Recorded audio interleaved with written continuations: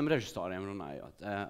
Tagad tu noskatījusies tik daudz filmas, un tu esi viņus izvērtējis. Turp šurp nav tāda kaut kāda sajūta, ka tu varētu mesties un filmēt viņu. Tu skaties un, Jēzus, kas šito taisā? Nu, ka komandu negribās? Nē. Tāpēc, ka viss ir. Viss ir bijis.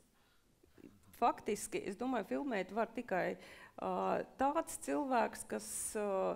Kas domā savādāk, ka viss nav bijis. Jā, kurš domā savādāk, ka viss nav bijis. Tie, kas nav vēl redzējuši visu, domā, man ir vajag labā ideja, neviens šito nav nofilmējis. Nē, bet viss ir bijis.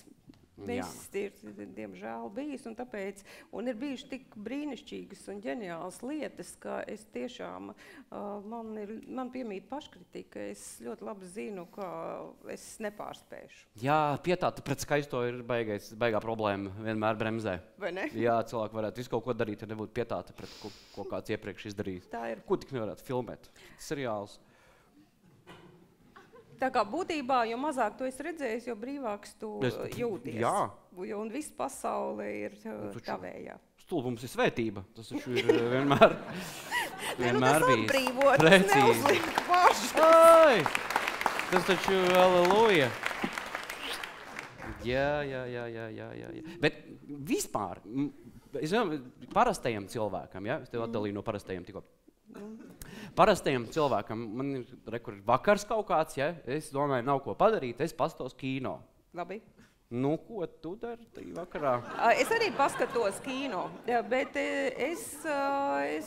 Bet nu viena pati, jo tu nevari kādu vēl skatīties. Nu, nē. Jo tad visu laiku skatās uz tevi. Normāli tā ir. Šā laba ir? Vai? Nav rēcīgi. Nav. Nē. Drāma, kas tas ir? Nē, kino skatīšanās ir intīms process, tāpēc man pilnīgi nevienu nevajag. Kā kura kino? Nu jā, vispār. Dažas ir tādas, kuras pilnībā par to esmu, bet tas ir šausmīgi vairāk, ka cilvēki ir, kas vienlaicīgi skatās. Tā ir. Jā, nu tas taču nav. Tā.